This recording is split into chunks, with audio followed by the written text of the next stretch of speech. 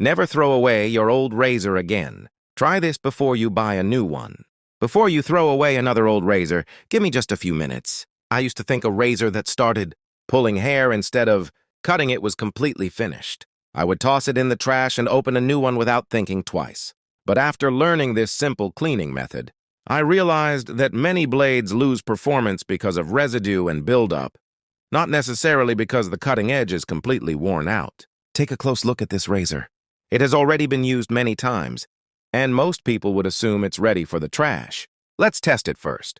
I'll gently shave a small area on my arm using only light pressure. As you can see, it barely cuts. Instead of gliding smoothly, it pulls the hair, skips over many strands, and feels rough against the skin. That's exactly when most people decide it's time for a brand new blade. But here's something many people never consider. Now let me show you the simple method. Start with a clean glass container that's deep enough to completely cover the razor head. Pour in hot water.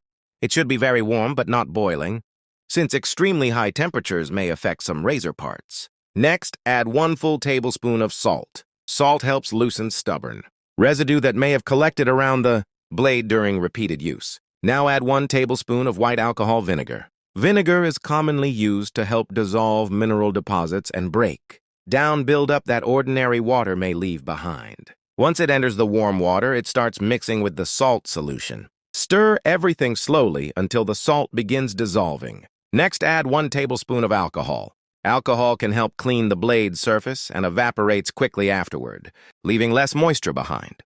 This may also help reduce the chance of lingering contamination on the blade after cleaning. Give the mixture one more gentle stir until everything is evenly combined. At first glance, the solution looks incredibly simple, but each ingredient is playing a different role.